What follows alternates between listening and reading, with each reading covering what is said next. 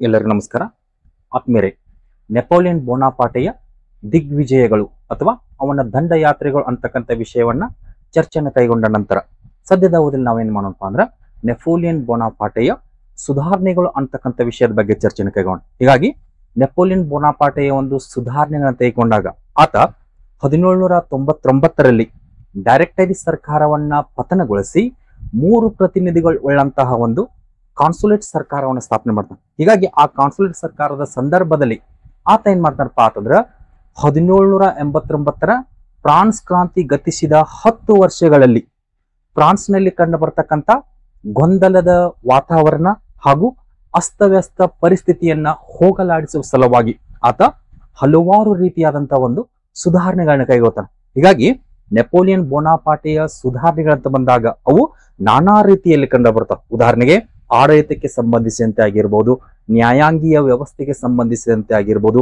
ಆರ್ಥಿಕತೆಗೆ ಸಂಬಂಧಿಸಿದಂತೆ ಆಗಿರ್ಬೋದು, ಶೈಕ್ಷಣಿಕ ಸ್ಥಿತಿಗತಿಗೆ ಸಂಬಂಧಿಸಿದಂತೆ ಆಗಿರ್ಬೋದು, ಮತ್ತು ಲೋಕೋಪಯೋಗಿ ಕಾರ್ಯಗಳಿಗೆ ಸಂಬಂಧಿಸಿದಂತೆ ಆಗಿರ್ಬೋದು, ಹಾಗೂ ಧಾರ್ಮಿಕ ವಲಯಕ್ಕೆ ಸಂಬಂಧಿಸಿದಂತೆ ಆಗಿರ್ಬೋದು. ಹೀಗೆ ಹಲವಾರು ರೀತಿಯಾದಂತಹ ಒಂದು ಹಿನ್ನೆಲೆಯಲ್ಲಿ ನೆಪೋಲಿಯನ್ ಬೋನಾಪಾರ್ಟೆ ಏನ್ ಮಾಡ್ತಾನಪ್ಪ ಅಂತಂದ್ರೆ ಈ ಒಂದು ಸುಧಾರಣೆಗಳನ್ನ ಕೈಗೊಳ್ತಾನು. ಹೀಗಾಗಿ ಈ ಹಿನ್ನೆಲೆಯಲ್ಲಿ ನೆಪೋಲಿಯನ್ ಬೋನಾಪಾರ್ಟೆಯ ಸುಧಾರಣೆಗಳನ್ನ ನೋಡೋಕ್ಕಿಂತ ಮುಂಚೆ ಫ್ರಾನ್ಸಿನ ಚಕ್ರವರ್ತಿಯಾಗಿ ಕಂಡು ಬರ್ತಕ್ಕಂತಹ ನೆಪೋಲಿಯನ್ ಈತ ಕೇವಲ ಒಬ್ಬ ವೀರ ಯೋಧ ಮತ್ತು ಶೂರ ಸೇನಾನಿ ಅಷ್ಟೇ ಅಲ್ಲದೆ ಈತ ಒಬ್ಬ ದಕ್ಷ ಆಡಳಿತಗಾರನಾಗಿದ್ದ ಅಂತ ಹೇಳ್ಬೋದು. ಅಷ್ಟೇ ಅಲ್ಲದೆ ಚತುರ ರಾಜನೀತಿಜ್ಞನಾಗಿದ್ದ ಅಂತ ಹೇಳ್ಬೋದು. ಹೀಗಾಗಿ ಇಷ್ಟೊಂದು ಪ್ರಮುಖ ಗುಣಗಳನ್ನ ಒಳಗೊಂಡಂತಹ ಈ ನೆಪೋಲಿಯನ್ ಏನ್ ಮಾಡ್ತಾನಪ್ಪ ಅಂತಂದ್ರೆ ಫ್ರಾನ್ಸಿನಲ್ಲಿ ಉಂಟಾದಂತಹ ಅರಾಜಕತೆಯ ವಾತಾವರಣ ಆಗಿರಬಹುದು, ವಿದೇಶಿ ಸಾಲದ ಹೆಚ್ಚಳ ಆಗಿರ್ಬೋದು, ಹೀಗೆ ಈ ರೀತಿಯ ನಾನಾ ಸಮಸ್ಯೆಗಳನ್ನ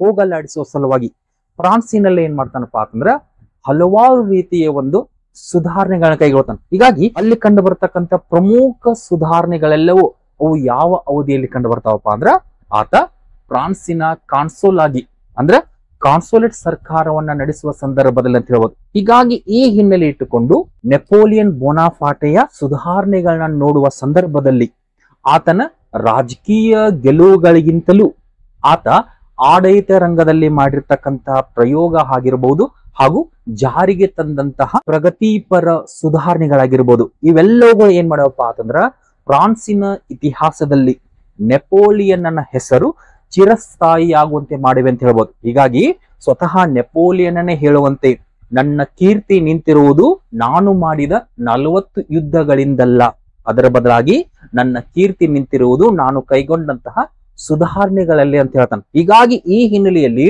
ನೆಪೋಲಿಯನ್ ಬೋನಾಪಾರ್ಟೆಯ ಒಂದು ಆಳ್ವಿಕೆ ಅಂತ ಬಂದಾಗ ಅದು ಕೇವಲ ಯುದ್ಧಗಳಿಂದ ಮಾತ್ರ ಕಂಡು ಬರದೆ ಆತ ಫ್ರಾನ್ಸನ್ನ ಒಂದು ಬಲಿಷ್ಠ ರಾಷ್ಟ್ರವನ್ನಾಗಿಸುವ ಸಲುವಾಗಿ ಆಗಿರ್ಬೋದು ಹಾಗೂ ಫ್ರಾನ್ಸಿನಲ್ಲಿ ನೂತನ ಬದಲಾವಣೆಗಳನ್ನ ತರುವ ಸಲುವಾಗಿ ಆಗಿರ್ಬೋದು, ಹೀಗೆ ಹಲವಾರು ಕಾರಣಗಳ ಹಿನ್ನೆಲೆಯಲ್ಲಿ ಏನ್ ಮಾಡ್ತಾನಪ್ಪ ಅಂತಂದ್ರೆ ಅನೇಕ ಸುಧಾರಣೆಗಳನ್ನ ಕೈಗೊಳ್ತಾನೆ. ಹೀಗಾಗಿ ನೆಪೋಲಿಯನ್ನ ಒಂದು ಸುಧಾರಣೆಗಳಿಂದಾಗಿ ಫ್ರಾನ್ಸ್ ಒಂದು ಬಲಿಷ್ಠ ರಾಷ್ಟ್ರವಾಗಿ ಹೊರಹೊಮ್ಮುತ್ತದೆ ಅಂತ ಹೇಳ್ಬೋದು. ಅಷ್ಟೇ ಅಲ್ಲದೆ ಈತ ಕೈಗೊಂಡಂತಹ ಒಂದು ಸುಧಾರಣೆಗಳಿಂದಾಗಿ ಆತನನ್ನ ಆಧುನಿಕ ಫ್ರಾನ್ಸಿನ ನಿರ್ಮಾತೃ ಅಂತ ಕರೀತಾರೆ. ಹೀಗೆ ಇಷ್ಟೊಂದು ಪ್ರಸಿದ್ಧಿಯನ್ನ ಪಡೆದುಕೊಂಡಂತಹ ಈ ನೆಪೋಲಿಯನ್ನ ಸುಧಾರಣೆಗಳ ಬಗ್ಗೆ ಏನ್ ಮಾಡೋಣಪ್ಪ ಅಂದ್ರೆ ಸದ್ಯದ ಅವಧಿಯಲ್ಲಿ ಚರ್ಚೆಯನ್ನು ಕೈಗೊಳ್ಳೋಣ. ಹಾಗಾದ್ರ ಆರಂಭಿಕವಾಗಿ ನೆಪೋಲಿಯನ್ನ ಸುಧಾರಣೆಗಳಲ್ಲಿ ಕಂಡು ಬರ್ತಕ್ಕಂತ ಮೊದಲ ಒಂದು ಸುಧಾರಣೆ ಯಾವಪ್ಪ ಅಂತಂದ್ರ ಆಡಳಿತಕ್ಕೆ ಸಂಬಂಧಿಸಿದ ಸುಧಾರಣೆಗಳು ಅಥವಾ ಆಡಳಿತಾತ್ಮಕ ಸುಧಾರಣೆಗಳು. ಹಾಗಾದ್ರೆ ಈ ಆಡಳಿತಾತ್ಮಕ ಸುಧಾರಣೆಗಳು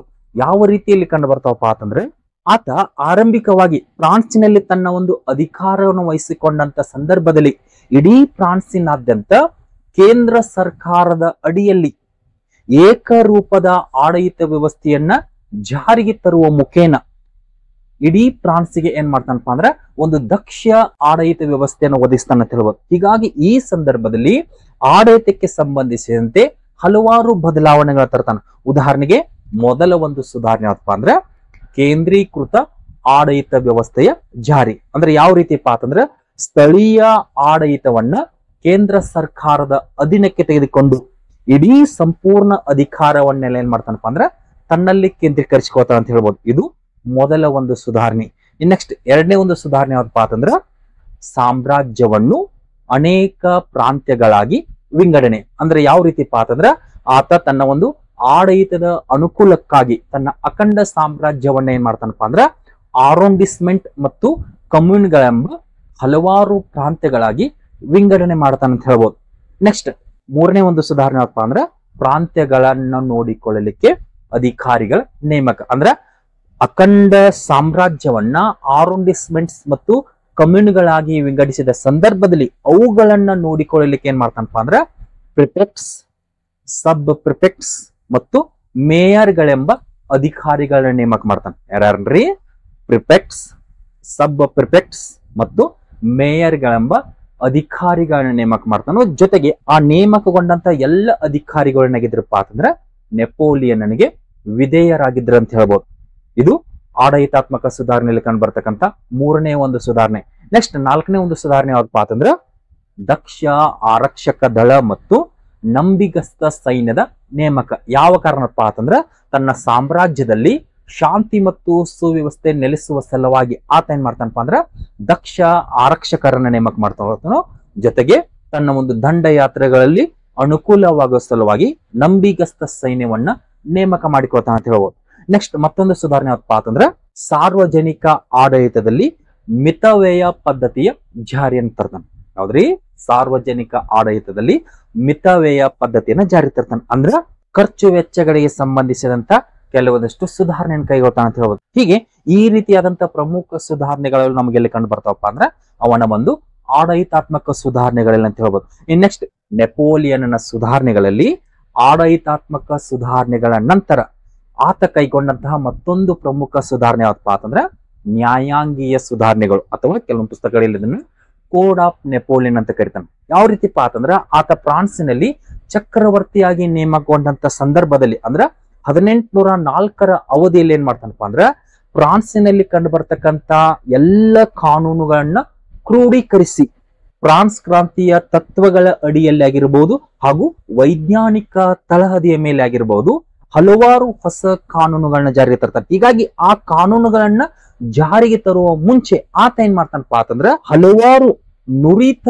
ನ್ಯಾಯಾಧೀಶರನ್ನ ನೇಮಕ ಮಾಡಿಕೊಳ್ತಾನೆ. ಹೀಗೆ ನುರಿತ ನ್ಯಾಯಾಧೀಶರನ್ನ ನೇಮಕ ಮಾಡಿಕೊಂಡಂತಹ ಇದೇ ನೆಪೋಲಿಯನ್ ಏನ್ ಮಾಡ್ತಾನಪ್ಪ ಅಂತಂದ್ರ ಆ ನ್ಯಾಯಾಧೀಶರಿಗಾಗಿ 2 ಸಮಿತಿಗಳನ್ನ ರಚನೆ ಮಾಡ್ತಾನೆ. ಹೀಗೆ ಆ ರಚನೆ ಮಾಡಿರ್ತಕ್ಕಂತ ಆ ಸಮಿತಿಗಳ ಮುಖೇನ ಒಂದು ಸಭೆಯನ್ನ ನಡೆಸ್ತಾನೆ ಅಂತ ಹೇಳ್ಬೋದು. ಹೀಗಾಗಿ ಆ ಸಭೆ ನಡೆದಂತ ಸಂದರ್ಭದಲ್ಲಿ ಆ ಸಭೆಯ ಅಧ್ಯಕ್ಷತೆಯನ್ನ ತಾನೇ ವಹಿಸಿಕೊಂಡಿರ್ತಾನೆ. ಹೀಗೆ ನುರಿತ ನ್ಯಾಯಾಧೀಶರ ಸಮ್ಮುಖದಲ್ಲಿ 2 ಸಮಿತಿಗಳನ್ನ ರಚನೆ ಮಾಡಿಕೊಳ್ಳುವ ಮುಖೇನ ಆ ಸಮಿತಿಗಳ ಜೊತೆಗೆ ಕೂಡಿಕೊಂಡು ಏನ್ ಮಾಡ್ತಾನಪ್ಪ ಅಂತಂದ್ರ ಒಂದು ಸಭೆಯನ್ನ ನಡೆಸಿರ್ತಾನೆ. ಹೀಗಾಗಿ ಆ ಸಭೆಯಲ್ಲಿ ಏನ್ ಮಾಡ್ತಾನಪ್ಪ ಅಂತಂದ್ರ ಹೊಸ ಹೊಸ ಕಾನೂನುಗಳಿಗೆ ಸಂಬಂಧಿಸಿದಂತೆ ಕೂಲಂಕುಷ ಚರ್ಚೆಯನ್ನ ಕೈಗೊಳ್ಳುವ ಮುಖೇನ ಮತ್ತು ವೈಜ್ಞಾನಿಕ ತಳಹದಿಯ ಮೇಲೆ ಏನ್ ಮಾಡ್ತಾನಪ್ಪ ಅಂದ್ರ ಕಾನೂನುಗಳನ್ನ ಸಂಗ್ರಹಣೆ ಮಾಡ್ತಾನೆ. ಹೀಗೆ ಈ ರೀತಿಯ ಒಂದು ಪ್ರಕ್ರಿಯೆಯನ್ನ ನಾವೇನಂತ ಕರಿತೀವಪ್ಪ ಅಂದ್ರ ಕೋಡ್ ಆಫ್ ನೆಪೋಲಿಯನ್ ಅಂತ ಕರಿತೀವಿ, ಅಥವಾ ನೆಪೋಲಿಯನ್ನ ಸಂಹಿತೆ ಅಂತ ಕರಿತೀವಿ. ಹೀಗಾಗಿ ನೆಪೋಲಿಯನ್ನ ಸಂಹಿತೆ ಎಂದರೆ ನುರಿತ ನ್ಯಾಯಾಧೀಶರನ್ನ ನೇಮಕ ಮಾಡಿಕೊಂಡು ಅವರಿಂದ ಕಾನೂನುಗಳನ್ನ ರಚಿಸುವ ಸಲುವಾಗಿ 2 ಸಮಿತಿಗಳನ್ನ ನೇಮಕ ಮಾಡಿಕೊಂಡು ಆ ಸಮಿತಿಗಳ ಸಮ್ಮುಖದಲ್ಲಿ ತನ್ನ ಅಧ್ಯಕ್ಷತೆಯಲ್ಲೇ ಒಂದು ಸಭೆಯನ್ನ ನಡೆಸುವ ಮುಖೇನ ಆ ಸಭೆಯಲ್ಲಿ ವಿವಿಧ ಕಾನೂನುಗಳ ಬಗ್ಗೆ ಕೂಲಂಕುಷವಾಗಿ ಚರ್ಚೆಯನ್ನ ಕೈಗೊಳ್ಳುವ ಮುಖೇನ ಆತ ವೈಜ್ಞಾನಿಕ ತಳಹದಿಯ ಮೇಲೆ ಜಾರಿಗೆ ತಂದಂತಹ ಕಾನೂನು ಸುವ್ಯವಸ್ಥೆಯನ್ನ ಅಥವಾ ಕಾನೂನುಗಳನ್ನ ನಾವೇನಂತ ಕರಿತೀವಪ್ಪ ಅಂದ್ರ ಕೋಡ್ ಆಫ್ ನೆಪೋಲಿಯನ್ ಅಥವಾ ನೆಪೋಲಿಯನ್ ಕೋಡ್ ಅಂತ ಕರಿತೀವಿ. ಹೀಗಾಗಿ ಈ ಒಂದು ನುರಿತ ನ್ಯಾಯಾಧೀಶರ ಸಮ್ಮುಖದಲ್ಲಿ ಜಾರಿಗೆ ತಂದಂತಹ ಈ ನೆಪೋಲಿಯನ್ನ ಕಾನೂನುಗಳಂತ ಬಂದಾಗ ಈ ಕಾನೂನುಗಳು ಏನಾಗಿದ್ದಪ್ಪ ಅಂದ್ರೆ ಫ್ರಾನ್ಸ್ ಕ್ರಾಂತಿಯ ತತ್ವಗಳನ್ನ ಮಾತ್ರ ಒಳಗೊಳ್ಳದೆ ಇವು ಅತ್ಯಂತ ಸರಳವು ಹಾಗೂ ಸಮಾನತೆಯ ಹಿನ್ನೆಲೆಯಲ್ಲಿ ಆಗಿರಬಹುದು ಮತ್ತು ವೈಜ್ಞಾನಿಕ ತಳಹದಿಯ ಮೇಲೆ ಕಂಡು ಬರ್ತಿದೆ ಅಂತ ಹೇಳ್ಬೋದು. ಹೀಗೆ ಈ ರೂಪದಲ್ಲಿ ಕಂಡು ಬರ್ತಕ್ಕಂತ ಅವನ ಕಾನೂನುಗಳನ್ನ ತೆಗೆದುಕೊಂಡಾಗ ಮುಖ್ಯವಾಗಿ 5 ಪ್ರಕಾರದಲ್ಲಿ ಕಂಡು ಬರ್ತಾವ ಅಂತ ಹೇಳ್ಬೋದು. ಹಾಗಾದ್ರೆ ಆ 5 ಪ್ರಕಾರದಲ್ಲಿ ಕಂಡು ಬರ್ತಕ್ಕಂತ ಕಾನೂನುಗಳು ಯಾವಪ್ಪ ಅಂತಂದ್ರ ಒಂದು ಸಿವಿಲ್ ಕೋಡ್ ಅಂದ್ರ ನಾಗರಿಕ ಸಂಹಿತೆ, 2ನೇದು civil procedure code, 3 the penal code, 4 criminal procedure code, 5 commercial code ಅಂದ್ರೆ ವಾಣಿಜ್ಯ ಸಂಹಿತೆಗಳು. ಹೀಗೆ ಈ 5 ಪ್ರಕಾರದಲ್ಲಿ ಏನಾಕಪ್ಪ ಅಂತಂದ್ರ ನೆಪೋಲಿಯನ್ನ ಸಂಹಿತೆಗಳು ಕಂಡು ಬರ್ತಾವ ಅಂತ ಹೇಳ್ಬೋದು. ಹಾಗಾದ್ರೆ ಈ ಪ್ರಕಾರದಲ್ಲಿ ಕಾನೂನುಗಳನ್ನ ಒಂದೊಂದೇಯಾಗಿ ಚರ್ಚೆಯನ್ನು ಕೈಗೊಳ್ಳೋದಾದ್ರೆ ಅಲ್ಲಿ ಆರಂಭಿಕವಾಗಿ ಕಂಡು ಬರ್ತಕ್ಕಂತಹ ಸಿವಿಲ್ ಕೋಡ್ ಅಥವಾ ನಾಗರಿಕ ಸಂಹಿತೆಗಳನ್ನ ತೆಗೆದುಕೊಂಡಾಗ ಇವು ಏನಾಗಿದ್ದಪ್ಪ ಅಂತಂದ್ರ ರೋಮನ್ ಕಾನೂನುಗಳನ್ನ ಹಾಗೂ ಫ್ರಾನ್ಸ್ ಕ್ರಾಂತಿಯ ತತ್ವಗಳನ್ನ ಒಳಗೊಂಡಿದ್ದ ಯಾವ್ರಿ ಸಿವಿಲ್ ಕೋಡ್. ಹಾಗಾದ್ರೆ ಈ ನಾಗರಿಕ ಸಂಹಿತೆಯನ್ನು ತೆಗೆದುಕೊಂಡಾಗ ಈ ಸಂಹಿತೆಯಲ್ಲಿ ಏನ್ ಮಾಡ್ತಾನಪ್ಪ ಅಂತಂದ್ರ ಫ್ರಾನ್ಸಿನ ಪುರುಷ ಮತ್ತು ಸ್ತ್ರೀಯರಿಗೆ ಸಂಬಂಧಿಸಿದಂತೆ ಹಲವಾರು ರೀತಿಯ ಹಕ್ಕು ಮತ್ತು ಸವಲತ್ತುಗಳನ್ನ ಒದಗಿಸ್ತಾನೆ ಅಂತ ಹೇಳ್ಬೋದು. ಹಾಗಾದ್ರೆ ಈ ನಾಗರಿಕ ಸಂಹಿತೆಯಲ್ಲಿ ಕಂಡು ಬರ್ತಕ್ಕಂತ ವಿವಿಧ ಹಕ್ಕು ಮತ್ತು ಸವಲತ್ತುಗಳಪ್ಪ ಅಂತಂದ್ರ ಮೊದಲ ಒಂದು ಹಕ್ಕು ಅಂತ ಬಂದಾಗ ಆತ ವಿಧವಾ ವಿವಾಹಕ್ಕೆ ಅನುಮತಿಯನ್ನು ಕೊಡ್ತಾನೆ. ಯಾವ್ದ್ರಿ ಈ ನಾಗರಿಕ ಸಂಹಿತೆಯ ಮುಖೇನ ಆತ ಗಂಡ ಸತ್ತ ವಿಧವೆಗೆ ಮರು ಮದುವೆ ಆಗಲಿಕ್ಕೆ ಅವಕಾಶವನ್ನು ಕೊಡ್ತಾನೆ ಅಂತ ಹೇಳ್ಬೋದು. ಮುಂದುವರೆದಂತೆ ವಿವಾಹ ವಿಚ್ಛೇದನದ ಹಕ್ಕನ್ನ ಜಾರಿ ಮಾಡ್ತಾನೆ. ಹೀಗಾಗಿ ಗಂಡ ಹೆಂಡತಿಯರ ಮಧ್ಯೆ ಮನಸ್ತಾಪಗಳು ಬಂದಂತ ಸಂದರ್ಭದಲ್ಲಿ ಅವರು ಬೇರೆಯಾಗಲಿಕ್ಕೆ ಅಥವಾ ಡಿವೋರ್ಸ್ ಪಡೆದುಕೊಳ್ಳಲಿಕ್ಕೆ ಹಕ್ಕನ್ನ ಕೊಡ್ತಾನೆ ಅಂತ ಹೇಳ್ಬೋದು. ಮೂರನೇದು ಸ್ತ್ರೀಯರು ತಮ್ಮ ಪಿತ್ರಾರ್ಜಿತ ಆಸ್ತಿಯಲ್ಲಿ ಪಾಲನ್ನ ಪಡೆದುಕೊಳ್ತಕ್ಕಂಥ ಹಕ್ಕನ್ನ ಜಾರಿಗೊಳಿಸ್ತಾನೆ ಅಂತ ಹೇಳ್ಬೋದು. ನೆಕ್ಸ್ಟ್ 4ನೇದಪ್ಪ ಅಂತಂದ್ರ ಗುಲಾಮಗಿರಿಯನ್ನ ರದ್ದುಗೊಳಿಸ್ತಾನೆ ಅಂತ ಹೇಳ್ಬೋದು. ಹೀಗಾಗಿ ಇವನ ನಾಗರಿಕ ಸಂಹಿತೆ ಗುಲಾಮಗಿರಿ ಪದ್ಧತಿಯನ್ನ ರದ್ದುಗೊಳಿಸುತ್ತೆ ಅಂತ ಹೇಳ್ಬೋದು. ಜೊತೆಗೆ ಶ್ರೀಮಂತರ ಸವಲತ್ತುಗಳನ್ನ ರದ್ದು ಮಾಡ್ತಾನೆ ಅಂತ ಹೇಳ್ಬೋದು. ಯಾವ್ದ್ರಿ ಶ್ರೀಮಂತರ ಸವಲತ್ತುಗಳನ್ನ ರದ್ದು ಮಾಡ್ತಾನೆ ಅಂತ ಹೇಳ್ಬೋದು. ಜೊತೆಗೆ ರಾಷ್ಟ್ರೀಯ ಸಭೆಯ ಕಾಲಾವಧಿಯಲ್ಲಿ ರಚನೆಗೊಂಡಂತಹ ಜೂರಿ ಪದ್ಧತಿಯನ್ನ ಮುಂದುವರಿಕೆ ಮಾಡ್ತಾನೆ ಅಂತ ಹೇಳ್ಬೋದು. ಯಾವ ಪದ್ಧತಿ ಅನ್ರಿ ಜೂರಿ ಪದ್ಧತಿಯನ್ನ ಮುಂದುವರಿಸ್ತಾನೆ ಅಂತ ಹೇಳ್ಬೋದು. ಒಟ್ಟಾರೆಯಾಗಿ ನಾಗರಿಕ ಸಂಹಿತೆಗೆ ಸಂಬಂಧಿಸಿದಂತೆ ಅದರಲ್ಲೂ ಮುಖ್ಯವಾಗಿ ಮಹಿಳೆಯರಿಗೆ ಸಂಬಂಧಿಸಿದಂತೆ ನಾನಾ ಸವಲತ್ತುಗಳನ್ನ ಜಾರಿಗೊಳಿಸ್ತಾನೆ ಅಂತ ಹೇಳ್ಬೋದು. ಉದಾಹರಣೆಗೆ ವಿವಾಹ ವಿಚ್ಛೇದನದ ಹಕ್ಕನ್ನ ಕೊಡ್ತಾನು. ಜೊತೆಗೆ ಗಂಡ ಸತ್ತ ಮಹಿಳೆಗೆ ಮರು ವಿವಾಹವಾಗಲಿಕ್ಕೆ ಅನುಮತಿಯನ್ನ ಕೊಡ್ತಾನು. ಜೊತೆಗೆ ಸ್ತ್ರೀಗೆ ತನ್ನ ಪಿತ್ರಾರ್ಜಿತ ಆಸ್ತಿಯಲ್ಲಿ ಪಾಲನ್ನ ಪಡೆದುಕೊಳ್ತಕ್ಕಂಥ ಹಕ್ಕನ್ನ ಕೊಡ್ತಾನು. ಗುಲಾಮಗಿರಿಯನ್ನ ರದ್ದುಗೊಳಿಸ್ತಾನೆ ಅಂತ ಹೇಳ್ಬೋದು. ಶ್ರೀಮಂತರ ವಿಶೇಷ ಸವಲತ್ತುಗಳನ್ನ ರದ್ದುಗೊಳಿಸ್ತಾನೆ ಅಂತ ಹೇಳ್ಬೋದು. ಜೊತೆಗೆ ಜೂರಿ ಪದ್ಧತಿಯನ್ನ ಜಾರಿಗೊಳಿಸ್ತಾನೆ ಅಂತ ಹೇಳ್ಬೋದು. ಹೀಗೆ ಇಷ್ಟೆಲ್ಲಾ ಪ್ರಮುಖ ಸವಲತ್ತುಗಳ ಜೊತೆಗೆ ಇದೇ ನಾಗರಿಕ ಸಂಹಿತೆಯಲ್ಲಿ ಆತ ಏನ್ ಮಾಡ್ತಾನಪ್ಪ ಅಂತಂದ್ರ ಫ್ರಾನ್ಸಿನ ಜನತೆಗೆ ಸ್ವಾತಂತ್ರ್ಯ, ಸಮಾನತೆ ಮತ್ತು ಧಾರ್ಮಿಕ ಸಹಿಷ್ಣುತೆಯ ಹಕ್ಕನ್ನ ಜಾರಿಗೊಳಿಸ್ತಾನೆ ಅಂತ ಹೇಳ್ಬೋದು. ಯಾವ್ದ್ರಿ ಸ್ವಾತಂತ್ರ್ಯ, ಸಮಾನತೆ ಮತ್ತು ಧಾರ್ಮಿಕ ಸಹಿಷ್ಣುತೆಯ ಹಕ್ಕನ್ನ ಜಾರಿಗೊಳಿಸ್ತಾನೆ ಅಂತ ಹೇಳ್ಬೋದು. ಹೀಗೆ ಈ ರೀತಿಯ ಪ್ರಮುಖ ಸುಧಾರಣೆಗಳೆಲ್ಲವೂ ನಮಗ ಸಿವಿಲ್ ಕೋಡ್ ಅಥವಾ ನಾಗರಿಕ ಸಂಹಿತೆಯಲ್ಲಿ ಕಂಡು ಬರ್ತಾವ ಅಂತ ಹೇಳ್ಬೋದು. ನೆಕ್ಸ್ಟ್ ಕ್ರಿಮಿನಲ್ ಕೋಡ್ ಅಂತ ಬಂದಾಗ ಯಾವ್ದ್ರಿ ಅಪರಾಧಿ ಸಂಹಿತೆಗಳು ಅಂತ ಬಂದಾಗ ಈ ಕ್ರಿಮಿನಲ್ ಕೋಡ್ಗಳು ಮುಖ್ಯವಾಗಿ ಯಾವುದಕ್ಕೆ ಸಂಬಂಧಪಟ್ಟಿದಪ್ಪ ಅಂತಂದ್ರ ಸಾಮ್ರಾಜ್ಯದಾದ್ಯಂತ ಕಂಡು ಬರ್ತಕ್ಕಂತ ಕೊಲೆ ಆಗಿರ್ಬೋದು, ದರೋಡೆ ಆಗಿರ್ಬೋದು, ಭ್ರಷ್ಟಾಚಾರ ಆಗಿರ್ಬೋದು, ಕಳ್ಳತನ ಆಗಿರ್ಬೋದು. ಹೀಗೆ ಈ ರೀತಿಯ ನಾನಾ ಅಪರಾಧಗಳನ್ನ ತಡೆಗಟ್ಟುವ ಸಲುವಾಗಿ ಆತ ಏನ್ ಮಾಡ್ತಾನಪ್ಪ ಅಂದ್ರೆ ಕಠಿಣ ಕಾನೂನುಗಳನ್ನ ಜಾರಿಗೊಳಿಸ್ತಾನೆ. ಹೀಗಾಗಿ ಕೇವಲ ಕಠಿಣ ಕಾನೂನುಗಳು ಅಷ್ಟೇ ಅಲ್ಲದೆ ತಪ್ಪು ಮಾಡಿದ ವ್ಯಕ್ತಿಗಳನ್ನ ಶಿಕ್ಷಿಸುವ ಸಲುವಾಗಿ ಕಠಿಣ ಶಿಕ್ಷೆಗಳನ್ನು ಕೂಡ ಜಾರಿಗೊಳಿಸ್ತಾನೆ ಅಂತ ಹೇಳ್ಬೋದು. ಯಾವ ಸಂಹಿತೆಗಳಲ್ರಿ ಈ ಒಂದು ಅಪರಾಧಿ ಸಂಹಿತೆಗಳಲ್ಲಿ ಅಥವಾ ಕ್ರಿಮಿನಲ್ ಕೋಡ್ಗಳಲ್ಲಿ. ಹೀಗಾಗಿ ಕ್ರಿಮಿನಲ್ ಕೋಡ್ಗಳಂತ ಬಂದಾಗ ಇವು ಕೊಲೆ, ಸುಲಿಗೆ, ದರೋಡೆ, ಭ್ರಷ್ಟಾಚಾರಕ್ಕೆ ಸಂಬಂಧಿಸಿದ ಕಠಿಣ ಕಾನೂನುಗಳನ್ನ ಒಳಗೊಂಡಿದ್ದು ಅಂತ ಹೇಳ್ಬೋದು. ಕಠಿಣ ಕಾನೂನುಗಳ ಜೊತೆಗೆ ಆ ಒಂದು ತಪ್ಪನ್ನ ಎಸಗಿದ ವ್ಯಕ್ತಿಗಳನ್ನ ಶಿಕ್ಷಿಸಲಿಕ್ಕೆ ಕಠಿಣ ಶಿಕ್ಷೆಯನ್ನ ಜಾರಿ ಮಾಡಿದೆ ಅಂತ ಹೇಳ್ಬೋದು. ಇದು ಕ್ರಿಮಿನಲ್ ಕೋಡ್ಗಳು ಒಳಗೊಂಡಂತ ಪ್ರಮುಖ ಅಂಶಗಳು. ನೆಕ್ಸ್ಟ್ ಕಮರ್ಷಿಯಲ್ ಕೋಡ್ ಅಂತ ಬಂದಾಗ ಅಂದ್ರೆ ವಾಣಿಜ್ಯ ಸಂಹಿತೆಗಳಂತ ಬಂದಾಗ ಇಲ್ಲಿ ಏನ್ ಮಾಡ್ತಾನಪ್ಪ ಅಂದ್ರೆ ಫ್ರಾನ್ಸಿನ ಆರ್ಥಿಕತೆಯನ್ನ ಸುಧಾರಿಸುವ ಸಲುವಾಗಿ ಅದರಲ್ಲೂ ಮುಖ್ಯವಾಗಿ ಫ್ರಾನ್ಸಿನ ವ್ಯಾಪಾರ ಮತ್ತು ವಾಣಿಜ್ಯಕ್ಕೆ ಪೂರಕವಾಗಿ ಕೆಲವೊಂದಿಷ್ಟು ಕಾಯ್ದೆ ಮತ್ತು ಕಾನೂನುಗಳನ್ನ ಜಾರಿಗೊಳಿಸ್ತಾನೆ ಅಂತ ಹೇಳ್ಬೋದು.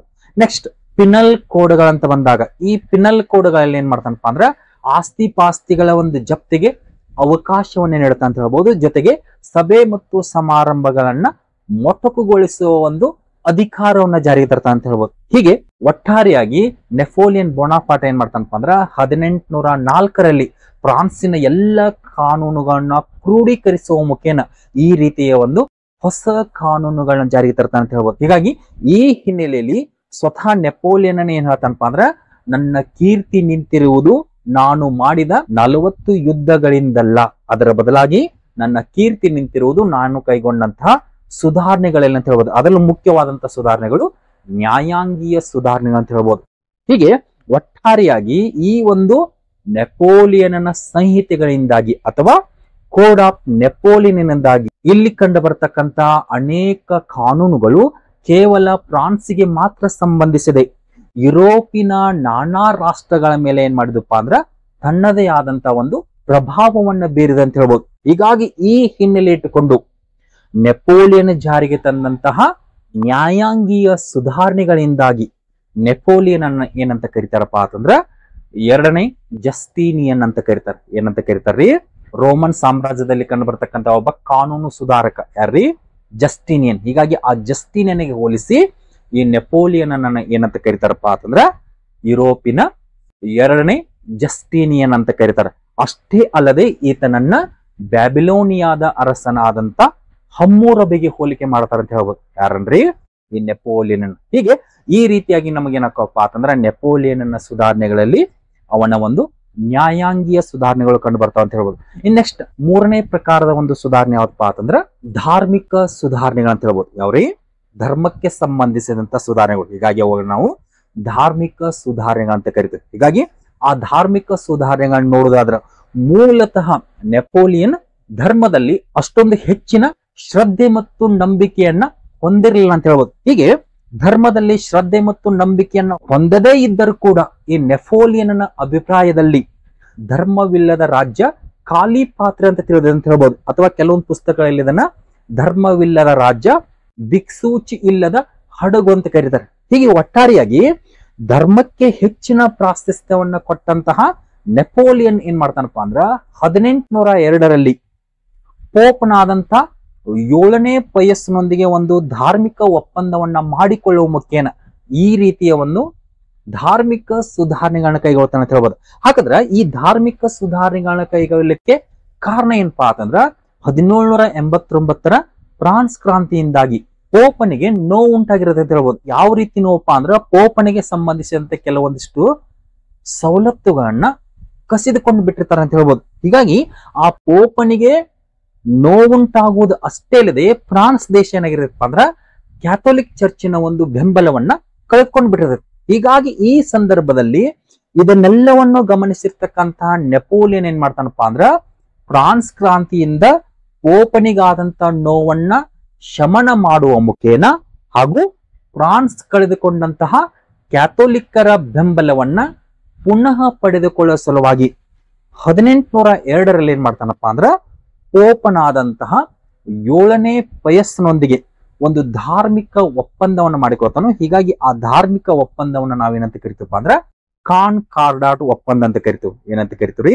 ಕಾನ್ ಕಾರ್ಡಾಟ್ ಒಪ್ಪಂದ. ಕಾನ್ ಕಾರ್ಡಾಟ್ ಒಪ್ಪಂದ ಎಂದರೆ ಪೋಪನಾದ 7ನೇ ಪಯಸ್ ಮತ್ತು ನೆಪೋಲಿಯನ್ನ ಮಧ್ಯೆ ಏರ್ಪಟ್ಟಂತಹ ಒಂದು ಧಾರ್ಮಿಕ ಒಪ್ಪಂದ. ಹೀಗಾಗಿ ಈ ಧಾರ್ಮಿಕ ಒಪ್ಪಂದದ ಮುಖೇನ ನೆಪೋಲಿಯನ್ ಏನ್ ಮಾಡ್ತಾನಪ್ಪ ಅಂದ್ರ ಫ್ರಾನ್ಸಿನಲ್ಲಿ ಕ್ಯಾಥೋಲಿಕ್ಕರಿಗೆ ಸಂಬಂಧಿಸಿದಂತೆ ಆಗಿರಬಹುದು ಮತ್ತು ಕ್ರಿಶ್ಚಿಯನ್ ಧರ್ಮಕ್ಕೆ ಸಂಬಂಧಿಸಿದಂತೆ ಆಗಿರಬಹುದು ಆತ ಏನ್ ಮಾಡ್ತಾನಪ್ಪ ಅಂದ್ರೆ ಹಲವಾರು ರೀತಿಯ ಒಂದು ಸುಧಾರಣೆಗಳನ್ನ ಕೈಗೊಳ್ತಾನೆ. ಹಾಗಾದ್ರ ಈ ಕಾನ್ ಕಾರ್ಡಾಟ್ ಒಪ್ಪಂದದ ಮುಖೇನ ಆತ ಜಾರಿಗೆ ತಂದಂತಹ ಪ್ರಮುಖ ಸುಧಾರಣೆಗಳು ಯಾವಪ್ಪ ಅಂತಂದ್ರ ಕ್ಯಾಥೋಲಿಕ್ ಚರ್ಚ್ ಅನ್ನ ರಾಜ್ಯದ ಅಧೀನಕ್ಕೆ ತೆಗೆದುಕೊಳ್ತಾನೋ. ರಾಜ್ಯದ ಅಧೀನಕ್ಕೆ ತೆಗೆದುಕೊಳ್ಳೋದು ಅಷ್ಟೇ ಅಲ್ಲದೆ ಆ ಕ್ಯಾಥೋಲಿಕ್ ಧರ್ಮವನ್ನ ಫ್ರಾನ್ಸಿನ ರಾಜ್ಯ ಧರ್ಮವಾಗಿ ಘೋಷಣೆ ಮಾಡ್ತಾನೆ. ಜೊತೆಗೆ ಮುಂದುವರೆದಂತೆ ಏನ್ ಮಾಡ್ತಾನಪ್ಪ ಅಂತಂದ್ರೆ ಬಿಷಪ್ಸ್, ಪಾದ್ರಿಗಳು ಮತ್ತು ಪುರೋಹಿತರು, ಈ ಮುಂಚೆ ಇವರೆಲ್ಲರನ್ನ ಹಾಕಿದ್ರಿ ಪೋಪನಿಂದ ನೇಮಕಗೊಳ್ತಿದ್ರು. ಹೀಗಾಗಿ ಇವರು ಈಗ ಪೋಪನಿಂದ ನೇಮಕಗೊಳ್ಳುವುದರ ಬದಲಾಗಿ ಅವರನ್ನ ಸರ್ಕಾರದಿಂದ ನೇಮಕ ಮಾಡತಕ್ಕಂತ ಪದ್ಧತಿಯನ್ನ ಜಾರಿ ತರ್ತಾನೋ.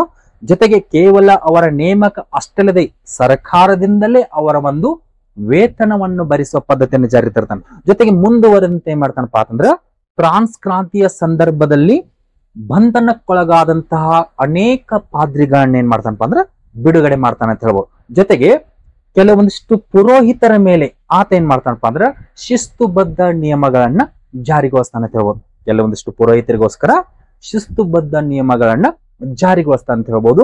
ಮುಂದುವರೆದಂತೆ ಫ್ರಾನ್ಸಿನ ಜನತೆಗೆ ಸಂಪೂರ್ಣವಾಗಿ ಧಾರ್ಮಿಕ ಸ್ವಾತಂತ್ರ್ಯವನ್ನೇ ನೀಡ್ತಾ ಅಂತ ಹೇಳ್ಬೋದು.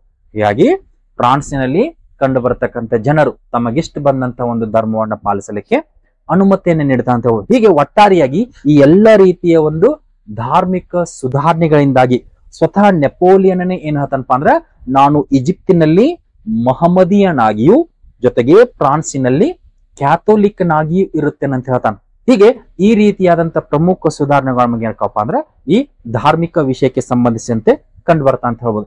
ನೆಕ್ಸ್ಟ್ 4ನೇ ಪ್ರಕಾರದ ಒಂದು ಸುಧಾರಣೆ ಯಾವಪ್ಪ ಅಂತಂದ್ರ ಶೈಕ್ಷಣಿಕ ಸುಧಾರಣೆಗಳು. ನೆಪೋಲಿಯನ್ ಸುಧಾರಣೆಯಲ್ಲಿ ಕಂಡು ಬರ್ತಕ್ಕಂತ 4ನೇ ಪ್ರಕಾರದ ಸುಧಾರಣೆ ಯಾವಪ್ಪ ಅಂದ್ರೆ ಶೈಕ್ಷಣಿಕ ಸುಧಾರಣೆಗಳು. ಉದಾಹರಣೆಗೆ ಫ್ರಾನ್ಸಿಗೆ ಸಂಬಂಧಿಸಿದ ಶಿಕ್ಷಣದ ಗುಣಮಟ್ಟವನ್ನ ಸುಧಾರಿಸುವ ಸಲುವಾಗಿ ನೆಪೋಲಿಯನ್ ಏನ್ ಮಾಡ್ತಾನಪ್ಪ ಅಂದ್ರೆ ಈ ಒಂದು ಶೈಕ್ಷಣಿಕ ಸುಧಾರಣೆಗಳನ್ನ ಕೈಗೊಳ್ತಾನೆ ಅಂತ ಹೇಳ್ಬೋದು. ಹಾಗಾದ್ರೆ ಇಲ್ಲಿ ಕಂಡು ಬರ್ತಕ್ಕಂತ ಮೊದಲ ಒಂದು ಸುಧಾರಣೆ ಯಾವಪ್ಪ ಅಂದ್ರ ರಾಷ್ಟ್ರೀಯ ಶಿಕ್ಷಣ ವ್ಯವಸ್ಥೆಯ ಜಾರಿ. ಹೀಗಾಗಿ ಈ ರಾಷ್ಟ್ರೀಯ ಶಿಕ್ಷಣ ವ್ಯವಸ್ಥೆಯ ಮುಖೇನ ಆತ ಫ್ರಾನ್ಸಿನಲ್ಲಿ 4 ರೀತಿಯ ಶಾಲೆಗಳನ್ನ ಆರಂಭಿಸ್ತಾನೆ. ಆ 4 ರೀತಿಯ ಶಾಲೆಗಳು ಯಾವಪ್ಪ ಅಂದ್ರ ಪ್ರಾಥಮಿಕ ಶಾಲೆಗಳು, ಮಾಧ್ಯಮಿಕ ಶಾಲೆಗಳು, ಉನ್ನತ ಮತ್ತು ವಿಶೇಷ ಶಾಲೆಗಳು, 4 ಸೇವಾ ಶಾಲೆಗಳು ಅಥವಾ ಸೈನಿಕ ತರಬೇತಿ ಶಾಲೆಗಳು. ಹೀಗೆ ಈ ರೀತಿಯಾಗಿ 4 ಹಂತದ ಶಾಲೆಗಳನ್ನ ಏನ್ ಮಾಡ್ತಾನಪ್ಪ ಅಂತಂದ್ರ ಫ್ರಾನ್ಸಿನಲ್ಲಿ ಆತ ರಾಷ್ಟ್ರೀಯ ಶಿಕ್ಷಣವನ್ನ ಜಾರಿಗೆ ತಂದಂತ ಸಂದರ್ಭದಲ್ಲಿ ಜಾರಿಗೊಳಿಸ್ತಾನೆ ಅಂತ ಹೇಳ್ಬೋದು. ಮುಂದುವರೆದಂತೆ ಆತ ಕೈಗೊಂಡಂತ ಮತ್ತೊಂದು ಸುಧಾರಣೆ ಯಾವಪ್ಪ ಅಂತಂದ್ರ ಫ್ರಾನ್ಸ್ ವಿಶ್ವವಿದ್ಯಾಲಯದ ಸ್ಥಾಪನೆ. ಆತ ಏನ್ ಮಾಡ್ತಾನಪ್ಪ ಅಂದ್ರ ಇಡೀ ಫ್ರಾನ್ಸಿನಾದ್ಯಂತ ಏಕರೂಪದ ಶಿಕ್ಷಣವನ್ನ ನೀಡುವ ಸಲುವಾಗಿ 1808ರಲ್ಲಿ ಫ್ರಾನ್ಸಿನ ರಾಜಧಾನಿಯಾದಂತ ಪ್ಯಾರಿಸ್ ನಲ್ಲಿ ಏನ್ ಮಾಡ್ತಾನಪ್ಪ ಅಂದ್ರ ಫ್ರಾನ್ಸ್ ವಿಶ್ವವಿದ್ಯಾಲಯವನ್ನ ಸ್ಥಾಪನೆ ಮಾಡ್ತಾನೆ. ಅಷ್ಟೇ ಅಲ್ಲದೆ ಈ ಸ್ಥಾಪನೆಗೊಂಡಂತ ಈ ವಿಶ್ವವಿದ್ಯಾಲಯದ ಅಡಿಯಲ್ಲಿ ಸುಮಾರು 17 ವಿದ್ಯಾಪೀಠಗಳಿದ್ದು ಅಂತ ಹೇಳ್ಬೋದು. ಎಷ್ಟ್ರಿ? 17 ವಿದ್ಯಾಪೀಠಗಳು. ಮುಂದುವರೆದಂತೆ ವಿದ್ಯಾರ್ಥಿ ವೇತನದ ಜಾರಿ. ಯಾವ ಕಾರಣಕ್ಕಪ್ಪ ಅಂತಂದ್ರ ಪ್ರತಿಭಾವಂತ ವಿದ್ಯಾರ್ಥಿಗಳನ್ನ ಪ್ರೋತ್ಸಾಹಿಸುವ ಸಲುವಾಗಿ ಆತ ಏನ್ ಮಾಡ್ತಾನಪ್ಪ ಅಂದ್ರ ವಿದ್ಯಾರ್ಥಿ ವೇತನವನ್ನ ಜಾರಿಗೊಳಿಸ್ತಾನೆ. ಇದಕ್ಕೆ ಅಡಿಷನಲ್ ಪಾಯಿಂಟ್ಸ್ ನಾವೇನ್ ಸೇರ್ಸ್ಕೋಬಹುದವ್ರಿ, ಸ್ವತಃ ನೆಪೋಲಿಯನ್ನ ಒಂದು ಆರಂಭಿಕ ಶಿಕ್ಷಣವನ್ನು ತೆಗೆದುಕೊಂಡಾಗ ಆತ ಫ್ರಾನ್ಸ್ ದೇಶ ಕೊಡ್ತಕ್ಕಂತ ಒಂದು ವಿದ್ಯಾರ್ಥಿ ವೇತನವನ್ನ ಪಡೆದುಕೊಂಡು ಆಸ್ಟ್ರಿಯಾದ ಬ್ರಿಯಾನ್ನೆ ಮತ್ತು ಪ್ಯಾರಿಸಿನ ಸೇನಾ ಅಕಾಡೆಮಿಗಳಲ್ಲಿ ಏನ್ ಮಾಡಿದ್ರಿ ತನ್ನ ಒಂದು ಶಿಕ್ಷಣವನ್ನು ಪಡೆದುಕೊಂಡಿದೆ. ಹೀಗಾಗಿ ಈ ಸಂದರ್ಭದಲ್ಲಿ ಫ್ರಾನ್ಸ್ನಲ್ಲಿ ಕಂಡು ಬರ್ತಕ್ಕಂತ ಬಡ ಪ್ರತಿಭಾವಂತ ವಿದ್ಯಾರ್ಥಿಗಳನ್ನ ಪ್ರೋತ್ಸಾಹಿಸುವ ಸಲುವಾಗಿ ಆತ ಏನ್ ಮಾಡ್ತಾನ್ರಿ ವಿದ್ಯಾರ್ಥಿ ವೇತನವನ್ನ ಜಾರಿಗೊಳಿಸ್ತಾನೆ ಅಂತ ಹೇಳ್ಬೋದು. ಜೊತೆಗೆ ಶಿಕ್ಷಕರ ಒಂದು ತರಬೇತಿಗಾಗಿ ಪ್ಯಾರಿಸ್ ನಲ್ಲಿ ಏನ್ ಮಾಡ್ತಾನಪ್ಪ ಅಂದ್ರ ಶಿಕ್ಷಕರ ಟ್ರೈನಿಂಗ್ ಸ್ಕೂಲ್ ಅಥವಾ ತರಬೇತಿ ಶಾಲೆಯನ್ನ ಆರಂಭಿಸ್ತಾನೆ ಅಂತ ಹೇಳ್ಬೋದು. ಮುಂದುವರೆದಂತೆ ಉನ್ನತ ವ್ಯಾಸಂಗ ಮತ್ತು ಸಂಶೋಧನೆಗಳನ್ನ ಕೈಗೊಳ್ಳತಕ್ಕಂತ ವಿದ್ಯಾರ್ಥಿಗಳನ್ನ ಪ್ರೋತ್ಸಾಹಿಸುವ ಸಲುವಾಗಿ ಆತ ಏನ್ ಮಾಡ್ತಾನಪ್ಪ ಅಂದ್ರ ಲಾ ಇನ್ಸ್ಟಿಟ್ಯೂಟ್ ಡಿ ಫ್ರಾನ್ಸ್ ಎಂಬ ಸಂಸ್ಥೆಯನ್ನು ಆರಂಭಿಸ್ತಾನೆ. ಜೊತೆಗೆ ಮುಂದುವರೆದಂತೆ ಫ್ರಾನ್ಸಿನ ಎಲ್ಲ ಶಿಕ್ಷಣ ರಂಗಗಳನ್ನ ಸರ್ಕಾರದ ನಿಯಂತ್ರಣಕ್ಕೆ ತೆಗೆದುಕೊತಾನೆ. ಈ ಶೈಕ್ಷಣಿಕ ಸುಧಾರಣೆಗಳಲ್ಲಿ ಆತ ಕೈಗೊಂಡಂತ ಮತ್ತೊಂದು ಸುಧಾರಣೆ ಏನಪ್ಪ ಅಂದ್ರ ಫ್ರಾನ್ಸಿನ ಎಲ್ಲ ಶಾಲೆಗಳನ್ನ ಅಥವಾ ಎಲ್ಲ ಶಿಕ್ಷಣ ವ್ಯವಸ್ಥೆಯನ್ನ ಸರ್ಕಾರದ ನಿಯಂತ್ರಣಕ್ಕೆ ಒಳಪಡಿಸುವಂತ ಹೇಳ್ಬೋದು. ಜೊತೆಗೆ ಈ ಶಿಕ್ಷಣದ ಹಿನ್ನೆಲೆಯಲ್ಲಿ ಇಷ್ಟೊಂದು ಸುಧಾರಣೆಗಳನ್ನ ಕೈಗೊಂಡಂತ ಇದೇ ನೆಪೋಲಿಯನ್ ಈ ಶೈಕ್ಷಣಿಕ ಸುಧಾರಣೆಗಳ ಸಂದರ್ಭದಲ್ಲಿಯೇ ಏನ್ ಮಾಡ್ತಾನಪ್ಪ ಅಂದ್ರೆ ಕೆಲವೊಂದಿಷ್ಟು ನಿರ್ಬಂಧಗಳನ್ನ ಹೇರ್ತಾನೆ ಅಂತ ಹೇಳ್ಬೋದು. ಉದಾಹರಣೆಗೆ ಸ್ತ್ರೀ ಸೌಂದರ್ಯ ಸ್ಪರ್ಧೆಯನ್ನ ರದ್ದುಗೊಳಿಸ್ತಾನೆ ಅಂತ ಹೇಳ್ಬೋದು. ಯಾವ ಕಾರಣಕ್ಕಪ್ಪ ಅಂತಂದ್ರೆ ಸ್ತ್ರೀಯರ ಮಧ್ಯೆ ಅಸೂಯೆ ಬೆಳೆಯಬಾರದೆಂಬ ಕಾರಣಕ್ಕಾಗಿ ಸ್ತ್ರೀ ಸೌಂದರ್ಯ ಸ್ಪರ್ಧೆಯನ್ನ ರದ್ದುಗೊಳಿಸ್ತಾನು. ಜೊತೆಗೆ ಫ್ರಾನ್ಸಿನಾದ್ಯಂತ ಇತಿಹಾಸ ಮತ್ತು ರಾಜ್ಯಶಾಸ್ತ್ರ ವಿಷಯಗಳ ಬೋಧನೆಯನ್ನ ನಿರ್ಬಂಧಿಸ್ತಾನೆ. ಯಾವುದೇ ಕಾರಣಕ್ಕೂ ಇತಿಹಾಸ ಮತ್ತು ರಾಜ್ಯಶಾಸ್ತ್ರ ವಿಷಯಗಳನ್ನ ಬೋಧಿಸಬಾರದಂತ ಹೇಳ್ತಾನು. ಜೊತೆಗೆ ಶಾಲಾ ಪಠ್ಯಕ್ರಮವನ್ನ ರಚನೆ ಮಾಡುವ ಮುಂಚೆ ಅವರು ಸರ್ಕಾರದಿಂದ ಅನುಮತಿಯನ್ನ ಪಡೆಯಬೇಕಂತ ಹೇಳ್ತಾನೆ. ಹೀಗಾಗಿ ವಿಶ್ವವಿದ್ಯಾಲಯಗಳಾಗಿರ್ಬಹುದು ಅಥವಾ ಇತರೆ ಶಾಲೆಗಳಲ್ಲಾಗಿರಬಹುದು ಅಲ್ಲಿ ಪಠ್ಯಕ್ರಮವನ್ನ ರಚನೆ ಮಾಡುವ ಮುಂಚೆ ಅವರು ಸರ್ಕಾರದಿಂದ ಅನುಮತಿಯನ್ನ ಪಡೆಯುವ ಮುಖೇನ ಒಂದು ಪಠ್ಯಕ್ರಮವನ್ನ ರಚಿಸಬೇಕಂತ ಹೇಳ್ತಾನೆ. ಜೊತೆಗೆ ಅಶ್ಲೀಲ ಸಾಹಿತ್ಯವನ್ನ ನಿಷೇಧ ಮಾಡ್ತಾನೆ. ಏನ್ ಮಾಡ್ತಾನ್ರಿ? ಅಶ್ಲೀಲ ಸಾಹಿತ್ಯವನ್ನ ನಿಷೇಧ ಮಾಡ್ತಾನೆ. ಕಾರಣ ಸ್ವತಂತ್ರ ಸಾಹಿತ್ಯದ ಗುಣಮಟ್ಟವನ್ನ ಕಾಪಾಡುವ ಸಲುವಾಗಿ ಏನ್ ಮಾಡ್ತಾನಪ್ಪ ಅಂದ್ರ ಅಶ್ಲೀಲ ಸಾಹಿತ್ಯವನ್ನ ನಿಷೇಧಗೊಳಿಸ್ತಾನು. ಜೊತೆಗೆ ಸ್ವತಂತ್ರ ಚಿಂತನೆಯನ್ನ ನಿರ್ಬಂಧಗೊಳಿಸಿದೆ ಅಂತ ಹೇಳ್ಬೋದು. ಅಂದ್ರೆ ಏನ್ರಿ ಮುಕ್ತ ಕಲಿಕೆ ಆಗಲಿ ಅಥವಾ ಸ್ವತಂತ್ರ ಚಿಂತನೆಗೆ ಆತ ಅವಕಾಶ ನೀಡಿರಲಿಲ್ಲ ಅಂತ ಹೇಳ್ಬೋದು. ಹೀಗೆ ಈ ರೀತಿಯಾದಂತಹ ಕೆಲವೊಂದಿಷ್ಟು ನಿರ್ಬಂಧನೆಗಳನ್ನು ಕೂಡ ಏನ್ ಮಾಡ್ತಾನಪ್ಪ ಅಂದ್ರ ಇದೇ ಸುಧಾರಣೆಗಳ ಸಂದರ್ಭದಲ್ಲಿ ಕೈಗೊಳ್ತಾನ ಅಂತ ಹೇಳ್ಬೋದು. ಜೊತೆಗೆ ಈ ಶೈಕ್ಷಣಿಕ ಸುಧಾರಣೆಗಳ ಸಂದರ್ಭದಲ್ಲಿ ಆತ ಕೈಗೊಂಡಂತಹ ಮತ್ತೊಂದು ಪ್ರಮುಖ ಸುಧಾರಣೆ ಯಾವಪ್ಪ ಅಂತಂದ್ರ ಸಾಂಸ್ಕೃತಿಕ ರಂಗಕ್ಕೆ ಹೆಚ್ಚಿನ ಪ್ರೋತ್ಸಾಹ ಕೊಡ್ತಾನ. ಯಾರ್ರಿ? ಇದೇ ನೆಪೋಲಿಯನ್. ಆತ ತನ್ನ ಆಸ್ಥಾನದಲ್ಲಿ ಅನೇಕ ಸಂಖ್ಯೆಯ ಬರಹಗಾರರಿಗೆ, ಕವಿಗಳಿಗೆ, ಚಿತ್ರಕಾರರಿಗೆ, ಸಂಗೀತಗಾರರಿಗೆ ಮತ್ತು ಅನೇಕ ವಿದ್ವಾಂಸರಿಗೆ ಏನ್ ಮಾಡ್ತಾನಪ್ಪ ಅಂದ್ರ ಆಶ್ರಯವನ್ನ ಕೊಡ್ತಾನೆ ಅಂತ ಹೇಳ್ಬೋದು. ಹೀಗೆ ಇವರೆಲ್ಲರಿಂದಾಗಿ ಅನೇಕ ಕಾವ್ಯಗಳಾಗಿರ್ಬೋದು, ಸುಂದರ ಚಿತ್ರ ಕಲಾಕೃತಿಗಳಾಗಿರ್ಬೋದು ಮತ್ತು ಅನೇಕ ಸಾಹಿತ್ಯಿಕ ಕೃತಿಗಳು ರಚನೆಗೊಳ್ತಾವ ಅಂತ ಹೇಳ್ಬೋದು.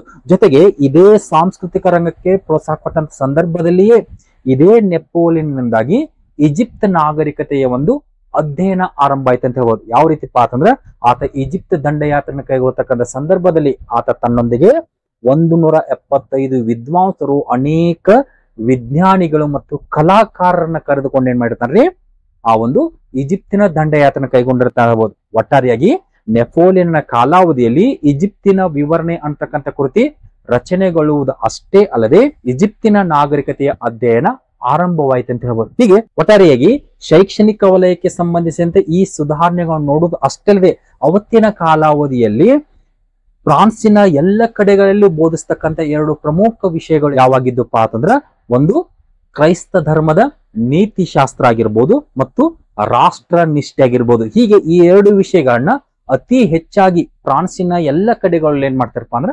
ಬೋಧಿಸ್ತಿದ್ರು ಅಂತ ಹೇಳ್ಬೋದು. ಹೀಗೆ ಒಟ್ಟಾರೆಯಾಗಿ ಈ ಎಲ್ಲ ರೀತಿಯ ಸುಧಾರಣೆಗಳು ನಮ್ಗೆ ಎಲ್ಲಿ ಕಂಡು ಬರ್ತಾವಪ್ಪ ಅಂದ್ರ ನೆಪೋಲಿಯನ್ ಕೈಗೊಂಡಂತಹ ಒಂದು ಶೈಕ್ಷಣಿಕ ಸುಧಾರಣೆಗಳಲ್ಲಿ ಅಂತ ಹೇಳ್ಬೋದು.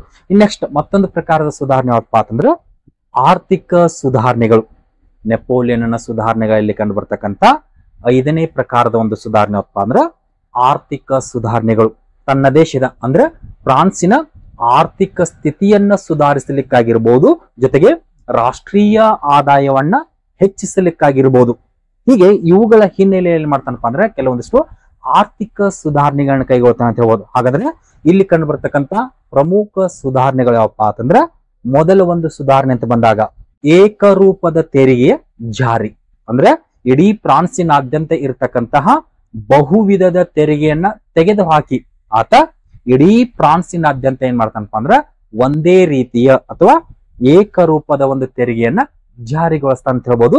ಜೊತೆಗೆ ತೆರಿಗೆಯ ಸಂಗ್ರಹಣೆ ಆಗಿರ್ಬೋದು ಮತ್ತು ತೆರಿಗೆಯ ವಿಧಿಸುವಿಕೆ ಆಗಿರ್ಬೋದು. ಹೀಗೆ ಇವೆರಡರಲ್ಲೂ ಏನ್ ಮಾಡ್ತಾನಪ್ಪ ಅಂದ್ರ ಕ್ರಮಬದ್ಧತೆಯನ್ನ ಜಾರಿಗೊಳಿಸ್ತಾ ಅಂತ ಹೇಳ್ಬೋದು. ಹೀಗಾಗಿ ತೆರಿಗೆ ವಸೂಲಿ ಮತ್ತು ತೆರಿಗೆ ವಿಧಿಸುವಿಕೆಯಲ್ಲಿ ಕ್ರಮಬದ್ಧತೆಯನ್ನ ಜಾರಿಗೆ ತರ್ತಾ ಅಂತ ಹೇಳ್ಬೋದು. ಇದು ಮೊದಲ ಸುಧಾರಣೆ. ನೆಕ್ಸ್ಟ್ 2ನೇ ಒಂದು ಸುಧಾರಣೆ ಏನಪ್ಪಾ ಅಂತಂದ್ರ ಕೈಗಾರೀಕರಣಕ್ಕೆ ಪ್ರೋತ್ಸಾಹ.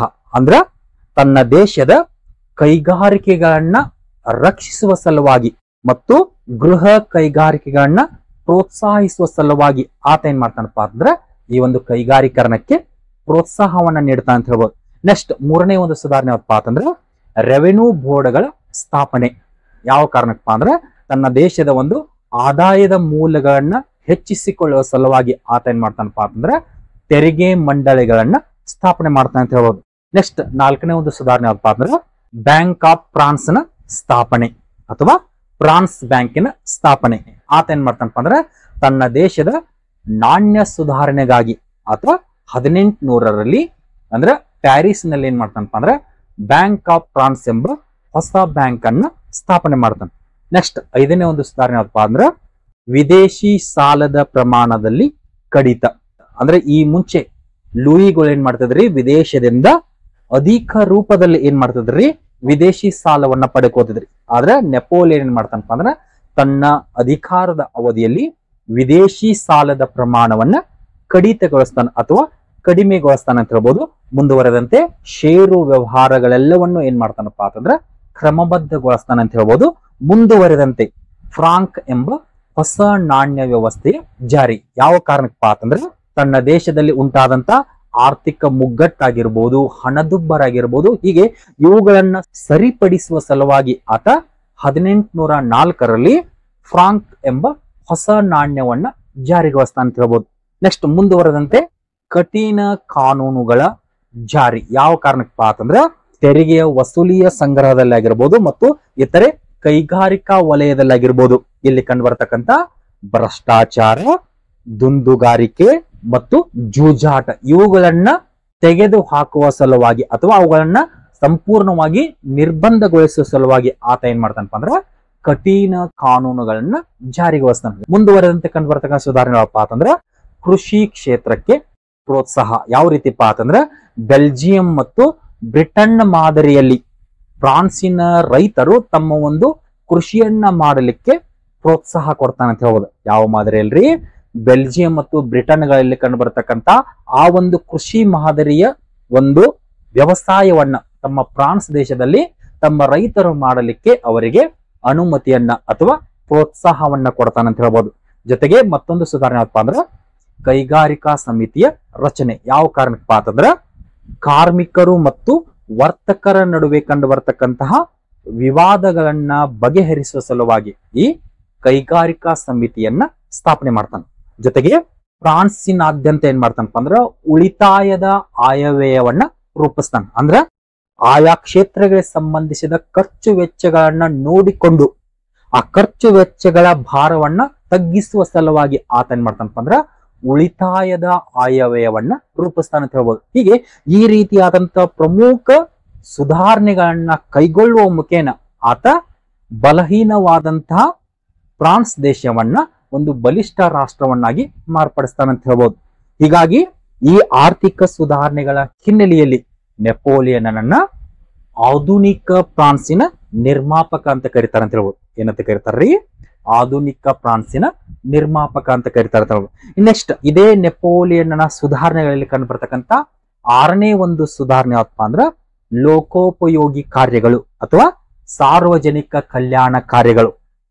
ಸ್ವತಃ ನೆಪೋಲಿಯನ್ ಏನ್ ಮಾಡ್ತಾನಪ್ಪ ಅಂದ್ರ ಫ್ರಾನ್ಸ್ನಾದ್ಯಂತ ಎಲ್ಲ ಜನರಿಗೆ ಅನುಕೂಲವಾಗುವ ಸಲುವಾಗಿ ರಸ್ತೆ ಆಗಿರ್ಬೋದು, ಕಾಲುವೆ ಆಗಿರ್ಬೋದು, ಸೇತುವೆಗಳಾಗಿರ್ಬೋದು, ಆಣೆಕಟ್ಟುಗಳಾಗಿರ್ಬೋದು, ಉದ್ಯಾನವನಗಳಾಗಿರ್ಬೋದು, ವಸ್ತು ಸಂಗ್ರಹಾಲಯಗಳಾಗಿರ್ಬೋದು, ಹೀಗೆ ಈ ರೀತಿಯ ಅನೇಕ ವಿಧದಲ್ಲಿ ಆತ ಏನ್ ಮಾಡ್ತಾನಪ್ಪ ಅಂದ್ರ ಸಾರ್ವಜನಿಕ ಕಾರ್ಯಗಳನ್ನ ಕೈಗೊಳ್ತಾನೆ ಅಂತ ಹೇಳ್ಬೋದು. ಹಾಗಾದ್ರೆ ಈ ನೆಪೋಲಿಯನ್ನ ಲೋಕೋಪಯೋಗಿ ಕಾರ್ಯಗಳು ಅಥವಾ ಸಾರ್ವಜನಿಕ ಕಲ್ಯಾಣ ಕಾರ್ಯಗಳಲ್ಲಿ ಕಂಡು ಬರ್ತಕ್ಕಂಥ ಪ್ರಮುಖ ಸುಧಾರಣೆಗಳು ಯಾವಪ್ಪ ಅಂತಂದ್ರ ಒಂದೇದು ಅನೇಕ ರಸ್ತೆಗಳ ನಿರ್ಮಾಣ. ಯಾವ ಕಾರಣಕ್ಕಪ್ಪ ಅಂತಂದ್ರ ತನ್ನ ದೇಶದ ವಾಣಿಜ್ಯ ಪ್ರಗತಿ ಮತ್ತು ಸೈನ್ಯದ ರವಾನೆಗೆ ಅನುಕೂಲವಾಗುವ ಸಲುವಾಗಿ. ಯಾವುದಕ್ರಿ? ತನ್ನ ದೇಶದ ವಾಣಿಜ್ಯ ಪ್ರಗತಿಯನ್ನ ಸಾಧಿಸುವ ಸಲುವಾಗಿ ಆಗಿರ್ಬೋದು ಮತ್ತು ಸೈನ್ಯದ ರವಾನೆಗಾಗಿ ಆಗಿರ್ಬೋದು. ಆತ ಏನ್ ಮಾಡ್ತಾನಪ್ಪ ಅಂತಂದ್ರ ಸಣ್ಣ ಪುಟ್ಟ ರಸ್ತೆಗಳನ್ನ ನಿರ್ಮಾಣ ಮಾಡ್ತಾನೆ ಅಂತ ಹೇಳ್ಬೋದು. ಹೀಗಾಗಿ ನೆಪೋಲಿಯನ್ನ ಕಾಲಾವಧಿಯಲ್ಲಿ ಸುಮಾರು 220ಕ್ಕೂ ಹೆಚ್ಚಿನ ಒಂದು ರಸ್ತೆಗಳ ನಿರ್ಮಾಣ ಆಕಂತ ಹೇಳ್ಬೋದು. ನೆಕ್ಸ್ಟ್ 2ನೇ ಒಂದು ಸುಧಾರಣೆ ಯಾವಪ್ಪ ಅಂದ್ರ ಅನೇಕ ಹೊಸ ಹೆದ್ದಾರಿಗಳ ನಿರ್ಮಾಣ. ಯಾವ ಕಾರಣಪ್ಪ ಅಂದ್ರ ದೂರದ ಪ್ರದೇಶಗಳನ್ನ ಅತಿ ಬೇಗನೆ ತಲುಪುವ ಸಲುವಾಗಿ ಆಗಿರ್ಬೋದು ಮತ್ತು ವಿದೇಶಗಳೊಂದಿಗೆ ತನ್ನ ವ್ಯಾಪಾರಿ ಸಂಬಂಧವನ್ನ ಅಭಿವೃದ್ಧಿ ಪಡಿಸಿಕೊಳ್ಳುವ ಸಲುವಾಗಿ ಆಗಿರ್ಬೋದು. ಆತ ಏನ್ ಮಾಡ್ತಾನಪ್ಪ ಅಂದ್ರೆ ತನ್ನ ಕಾಲಾವಧಿಯಲ್ಲಿ ಸುಮಾರು 11 ರಾಷ್ಟ್ರೀಯ ಹೆದ್ದಾರಿಗಳನ್ನ ನಿರ್ಮಾಣ ಮಾಡ್ತಾನೆ. ಎಷ್ಟ್ರಿ? 11 ರಾಷ್ಟ್ರೀಯ ಹೆದ್ದಾರಿಗಳನ್ನ ನಿರ್ಮಾಣ ಮಾಡ್ತಾನೆ. ಅದರಲ್ಲಿ ಪ್ರಮುಖವಾದಂತಹ ಹೆದ್ದಾರಿಗಳು ಯಾವಪ್ಪ ಅಂದ್ರೆ ಪ್ಯಾರಿಸ್ ಹೈವೇ ಆಗಿರ್ಬೋದು, ಟೌಲಾನ್ ಆಗಿರ್ಬೋದು, ಮಿಲಾನ್ ಆಗಿರ್ಬೋದು, ನೇಪಲ್ಸ್ ಆಗಿರ್ಬೋದು. ಹೀಗೆ ಇವುಗಳು ಏನಕ್ಕಪ್ಪ ಅಂದ್ರೆ ಅತ್ಯಂತ ಪ್ರಮುಖವಾದಂತಹ ಒಂದು ಹೆದ್ದಾರಿಗಳು ಅಂತ ಹೇಳ್ಬೋದು. ಜೊತೆಗೆ ಮುಂದುವರೆದಂತೆ ಆತ ಏನ್ ಮಾಡ್ತಾನಪ್ಪ ಅಂದ್ರ ಬೃಹತ್ ಸೇತುವೆ ಮತ್ತು ಆಣೆಕಟ್ಟುಗಳ ನಿರ್ಮಾಣ. ಯಾವ ಕಾರಣಕ್ಕಪ್ಪ ಅಂತಂದ್ರ ನೀರಾವರಿಯ ಅನುಕೂಲಕ್ಕಾಗಿ. ನೀರಾವರಿ ಅಂದ್ರೆ ಏನ್ರಿ? ಇತ್ತ ಕಡೆ ಕೃಷಿಗೆ ಅನುಕೂಲವಾಗುವ ಸಲುವಾಗಿ ಆಗಿರ್ಬೋದು, ಜೊತೆಗೆ ಕುಡಿಯುವ ನೀರಿಗಾಗಿ ಆಗಿರ್ಬೋದು. ಆತ ಏನ್ ಮಾಡ್ತಾನಪ್ಪ ಅಂದ್ರ ಅನೇಕ ಸೇತುವೆ ಮತ್ತು ಆಣೆಕಟ್ಟುಗಳನ್ನ ನಿರ್ಮಾಣ ಮಾಡ್ತಾನೆ ಅಂತ ಹೇಳ್ಬೋದು. ನೆಕ್ಸ್ಟ್ ಮತ್ತೊಂದು ಪ್ರಮುಖ ಸುಧಾರಣೆ ಯಾವಪ್ಪ ಅಂದ್ರ ಹಳೆಯ ಕಾಲುವೆ ಮತ್ತು ಜಲಮಾರ್ಗಗಳ ದುರಸ್ತಿ. ಅನೇಕ ಸೇತುವೆ ಮತ್ತು ಆಣೆಕಟ್ಟುಗಳ ನಿರ್ಮಾಣ ಅಷ್ಟೇ ಅಲ್ಲದೆ ಈ ಹಿಂದೆ ನಿರ್ಮಾಣಗೊಂಡಂತ ಹಳೆಯ ಕಾಲುವೆ ಮತ್ತು ಜಲಮಾರ್ಗಗಳನ್ನ ಏನ್ ಮಾಡ್ತಾನಪ್ಪ ಅಂದ್ರ ದುರಸ್ತಿಗೊಳಿಸ್ತಾನೆ ಅಂತ ಹೇಳ್ಬೋದು. ಮುಂದುವರೆದಂತೆ ಅನೇಕ ಬಂದರುಗಳ ನಿರ್ಮಾಣ. ಯಾವ ಕಾರಣಕ್ಕಪ್ಪ ಅಂತಂದ್ರೆ ಜಲಸಾರಿಗೆಯ ಅನುಕೂಲಕ್ಕಾಗಿ ಆತ ಏನ್ ಮಾಡ್ತಾನಪ್ಪ ಅಂದ್ರ ಅನೇಕ ಬಂದರುಗಳನ್ನ ನಿರ್ಮಾಣ ಮಾಡ್ತಾನೆ. ಉದಾಹರಣೆಗೆ ಅವನ ಕಾಲಾವಧಿಯಲ್ಲಿ ನಿರ್ಮಾಣಗೊಂಡಂತ ಪ್ರಮುಖ ಬಂದರುಗಳಪ್ಪ ಅಂದ್ರೆ ಹ್ಯಾನೋವರ್ ಮತ್ತು ಟೌಲಾನ್ ಬಂದರುಗಳಪ್ಪ ಅಂತಂದ್ರ ಅತ್ಯಂತ ಪ್ರಸಿದ್ಧವಾಗಿದ್ದಂತ ಹೇಳ್ಬೋದು. ನೆಕ್ಸ್ಟ್ ತನ್ನ ದೇಶದ ವ್ಯಾಪಾರ ಮತ್ತು ವಾಣಿಜ್ಯದ ಅನುಕೂಲಕ್ಕಾಗಿ ಆತ ಏನ್ ಮಾಡ್ತಾನಪ್ಪ ಅಂದ್ರೆ ಈ ಒಂದು ಚೇಂಬರ್ ಆಫ್ ಕಾಮರ್ಸ್ ಮತ್ತು ಕಮರ್ಷಿಯಲ್ ಎಕ್ಸ್ಚೇಂಜ್ ಗಳನ್ನ ಸ್ಥಾಪನೆ ಮಾಡ್ತಾನೆ. ಜೊತೆಗೆ ಈ ರೀತಿಯಾಗಿ ರಸ್ತೆಗಳಾಗಿರ್ಬೋದು, ಹೆದ್ದಾರಿಗಳಾಗಿರ್ಬೋದು, ಅಣೆಕಟ್ಟುಗಳಾಗಿರ್ಬೋದು, ಸೇತುವೆಗಳಾಗಿರ್ಬೋದು, ಬಂದರುಗಳಾಗಿರ್ಬೋದು, ಇವೆಲ್ಲವುಗಳನ್ನ ನಿರ್ಮಾಣ ಮಾಡಲಿಕ್ಕೆ ನೆಪೋಲಿಯನ್ ಏನ್ ಮಾಡ್ತಾನಪ್ಪ ಅಂದ್ರ ಅಪಾರ ಪ್ರಮಾಣದಲ್ಲಿ ಹಣವನ್ನ ವ್ಯಯ ಮಾಡ್ತಾನೋ. ಹಣವನ್ನ ವ್ಯಯ ಮಾಡೋದು ಅಷ್ಟೇ ಅಲ್ಲದೆ ಆತನಿಂದ ಬಂಧನಕ್ಕೊಳಪಟ್ಟಂತ ಅನೇಕ ಸಂಖ್ಯೆಯ ಕೈದಿಗಳನ್ನ ಏನ್ ಮಾಡ್ತಾನಪ್ಪ ಅಂದ್ರ ಇವುಗಳನ್ನ ನಿರ್ಮಾಣ ಮಾಡುವ ಸಂದರ್ಭದಲ್ಲಿ ಆ ಎಲ್ಲ ಬಂದಿಗಳನ್ನ ಈ ಒಂದು ಕೆಲಸಕ್ಕೆ ನೇಮಕ ಮಾಡಿಕೊಳ್ತಾನ ಅಂತ ಹೇಳ್ಬೋದು. ಒಟ್ಟಾರೆಯಾಗಿ ನೆಪೋಲಿಯನ್ ತನ್ನ ದೇಶದಲ್ಲಿ ಬಂಧನಕ್ಕೊಳಗಾದಂತ ಕೈದಿಗಳ ಸಹಾಯ ಪಡೆಯುವ ಮುಖೇನ ಅವರನ್ನ ಕಾರ್ಮಿಕರಂತೆ ಕೆಲಸಕ್ಕೆ ಸೇರಿಸಿಕೊಂಡು ಅವರಿಂದ ಏನ್ ಮಾಡ್ತಾನಪ್ಪ ಅಂದ್ರೆ ಈ ರೀತಿಯಾದಂತಹ ಒಂದು ಜಲಮಾರ್ಗಗಳಾಗಿರ್ಬೋದು ಮತ್ತು ರಸ್ತೆ ಮತ್ತು ಹೆದ್ದಾರಿಗಳನ್ನ ನಿರ್ಮಾಣ ಮಾಡ್ತಾನೆ ಅಂತ ಹೇಳ್ಬೋದು. ಕೇವಲ ಇವುಗಳಷ್ಟೇ ಅಲ್ಲದೆ ಇದೇ ನೆಪೋಲಿಯನ್ ಈ ಲೋಕೋಪಯೋಗಿ ಕಾರ್ಯಗಳಲ್ಲಿ ಕೈಗೊಂಡಂತಹ ಮತ್ತೊಂದು ಪ್ರಮುಖ ಸುಧಾರಣೆ ಯಾವಪ್ಪ ಅಂತಂದ್ರೆ ತನ್ನ ದೇಶದ ರಾಜಧಾನಿಯಾದಂತ ಪ್ಯಾರಿಸಿನ ತುಂಬೆಲ್ಲ ಆತ ಏನ್ ಮಾಡ್ತಾನಪ್ಪ ಅಂದ್ರೆ ಅನೇಕ ಹೂದೋಟಗಳಾಗಿರ್ಬೋದು, ಉದ್ಯಾನವನಗಳಾಗಿರ್ಬೋದು, ಕಾರಂಜಿಗಳಾಗಿರ್ಬೋದು, ಭವ್ಯ ಅರಮನೆಗಳಾಗಿರ್ಬೋದು, ಜೊತೆಗೆ ರಾಷ್ಟ್ರೀಯ ಸ್ಮಾರಕಗಳಾಗಿರ್ಬೋದು, ಹೀಗೆ ಇವೆಲ್ಲವುಗಳನ್ನ ಏನ್ ಮಾಡ್ತಾನಪ್ಪ ಅಂದ್ರೆ ನಿರ್ಮಾಣ ಮಾಡ್ತಾರ ಅಂತ ಹೇಳ್ಬೋದು. ಹೀಗಾಗಿ ಈ ನೆಪೋಲಿಯನ್ನ ಈ ಒಂದು ನಿರ್ಮಾಣಗಳಿಂದಾಗಿ ಪ್ಯಾರಿಸ್ ಯುರೋಪಿನ ಸಂತೋಷದ ನಗರ ಅಂತ ಹೇಳಿ ಹೆಸರುವಾಸಿಯಾಗಿತ್ತು ಅಥವಾ ಗುರುತಿಸಿಕೊಂಡಿತ್ತು ಅಂತ ಹೇಳ್ಬೋದು. ಯಾರಿಂದಾಗ್ರಿ? ನೆಪೋಲಿಯನ್ನಿಂದಾಗಿ. ಹೀಗೆ ಇವುಗಳಷ್ಟೇ ಅಲ್ಲದೆ ಇದೇ ನೆಪೋಲಿಯನ್ ಏನ್ ಮಾಡ್ತಾನಪ್ಪ ಅಂತಂದ್ರ ಲೌರೆ ಎಂಬ ಹಳೆಯ ಅರಮನೆಯನ್ನ ದುರಸ್ತಿಗೊಳಿಸಿ ಅದನ್ನ ಒಂದು ವಸ್ತು ಸಂಗ್ರಹಾಲಯವನ್ನಾಗಿ ಮಾರ್ಪಡಿಸ್ತಾನೆ. ಆ ವಸ್ತು ಸಂಗ್ರಹಾಲಯದಲ್ಲಿ ಏನ್ ಮಾಡ್ತಾನಪ್ಪ ಅಂದ್ರೆ ಇಟಲಿ ಮತ್ತು ಈಜಿಪ್ಟ್ ದಂಡಯಾತ್ರೆಯ ಸಂದರ್ಭದಲ್ಲಿ ತಾನು ತಂದಂತಹ ಅನೇಕ ಕಲಾಕೃತಿಗಳನ್ನ ಏನ್ ಮಾಡ್ತಾನಪ್ಪ ಅಂದ್ರೆ ಆ ಲೌರೆ ಎಂಬ ಮ್ಯೂಸಿಯಂ ನಲ್ಲಿ ಅಥವಾ ವಸ್ತು ಸಂಗ್ರಹಾಲಯದಲ್ಲಿ ಇಡ್ತಾನಂತ ಹೇಳ್ಬೋದು. ಒಂದು ಸಂಗ್ರಹಾಲಯ ಯಾವಪ್ಪ ಅಂತಂದ್ರೆ ಪ್ಯಾರಿಸ್ ಮ್ಯೂಸಿಯಂ ಅಥವಾ ಪ್ಯಾರಿಸ್ ವಸ್ತು ಸಂಗ್ರಹಾಲಯ ಆಗಿರ್ಬೋದು. ನೆಕ್ಸ್ಟ್, ಹಳೆಯ ಅರಮನೆಗಳ ದುರಸ್ತಿ.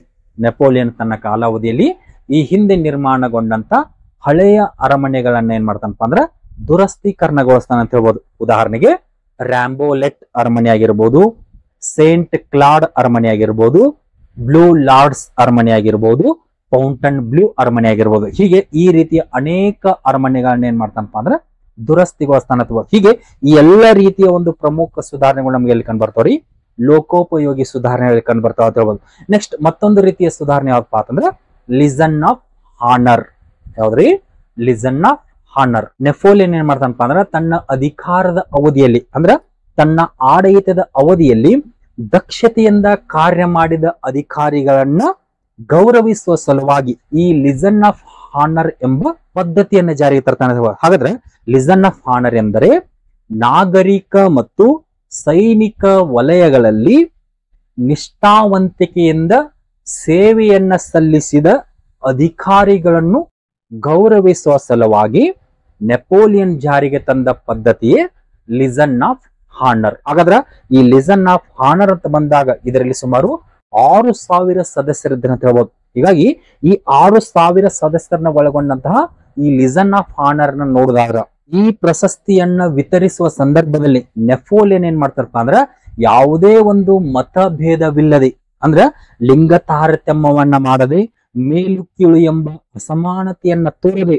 ತನ್ನ ಆಡಳಿತದಲ್ಲಿ ದಕ್ಷತೆಯನ್ನ ಮತ್ತು ನಿಷ್ಠಾವಂತಿಕೆಯನ್ನ ತೋರಿದ ಅಧಿಕಾರಿಗಳಿಗೆ ಏನ್ ಮಾಡ್ತಿದಪ್ಪ ಅಂದ್ರ ಈ ರೀತಿಯ ಒಂದು ಪ್ರಶಸ್ತಿಯನ್ನ ನೀಡಿ ಗೌರವಿಸಿದ್ದ. ಯಾವ ಪ್ರಶಸ್ತಿ ಅಂದ್ರೆ ಲಿಸನ್ ಆಫ್ ಹಾನರ್ ಎಂಬ ಪ್ರಶಸ್ತಿಯನ್ನು ನೀಡಿ ಗೌರವಿಸ್ತಿದ್ದ. ಹೀಗಾಗಿ ಸದ್ಯ ಈ ಲಿಸನ್ ಆಫ್ ಹಾನರ್ ಎಂಬುದು ಫ್ರಾನ್ಸ್ ದೇಶ ಹೊಂದಿರತಕ್ಕಂತ ಒಂದು ಅತ್ಯುನ್ನತ ಪ್ರಶಸ್ತಿ ಅಂತ ಹೇಳ್ಬೋದು. ನಮ್ಮ ಭಾರತ ದೇಶಕ್ಕೆ ಹೆಂಗ ಭಾರತ ರತ್ನ ಪ್ರಶಸ್ತಿ ಐತಿಯೋ ಹಂಗ ಫ್ರಾನ್ಸ್ ದೇಶಕ್ಕೆ ಈ ಲಿಸನ್ ಆಫ್ ಹಾನರ್ ಎಂಬುದು ಅತ್ಯಂತ ಪ್ರಸಿದ್ಧವಾದಂತಹ ಒಂದು ಗೌರವದ ಪ್ರಶಸ್ತಿ ಅಂತ ಹೇಳ್ಬೋದು. ಹೀಗೆ ಒಟ್ಟಾರೆಯಾಗಿ ಈ ಎಲ್ಲ ರೀತಿಯ ಒಂದು ಸುಧಾರಣೆಗಳು ನಮಗೆ ಎಲ್ಲಿ ಕಂಡು ಬರ್ತಾವಪ್ಪ ಅಂದ್ರ ನೆಪೋಲಿಯನ್ನ ಕಾಲಾವಧಿಯಲ್ಲಿ ಅಂತ ಹೇಳ್ಬೋದು. ಹೀಗಾಗಿ ಈ ಸುಧಾರಣೆಗಳ ಹಿನ್ನೆಲೆಯಿಂದಾಗಿ ನೆಪೋಲಿಯನ್ನ ನಾವು ಕ್ರಾಂತಿಯ ಶಿಶು ಅಂತ ಕರಿತು. ದಂಡಯಾತ್ರೆಗಳ ಹಿನ್ನೆಲೆಯಲ್ಲಿ ಅಥವಾ ಅವನ ಸೈನಿಕ ಸಾಧನೆಗಳ ಹಿನ್ನೆಲೆಯಲ್ಲಿ ಆತನನ್ನ ಕ್ರಾಂತಿಯ ವಿನಾಶಕ ಅಂತ ಕರಿತೇವೆ ಅಂತ ಹೇಳ್ಬೋದು. ಹೀಗೆ ಈ ದೃಷ್ಟಿ ಏನಪ್ಪಾ ಅಂತಂದ್ರೆ ನೆಪೋಲಿಯನ್ನ ಸುಧಾರಣೆಗಳಿಗೆ ಸಂಬಂಧಿಸಿದಂತ ಒಂದು ಪ್ರಮುಖ ಮಾಹಿತಿ ಅಂತ ಹೇಳ್ಬೋದು. ಇಲ್ಲಿಗೆ ನನ್ನ ಕ್ಲಾಸ್ ಅನ್ನು ಮುಗಿಸಿದ್ದೀನಿ. ಎಲ್ಲರಿಗೂ ನಮಸ್ಕಾರ.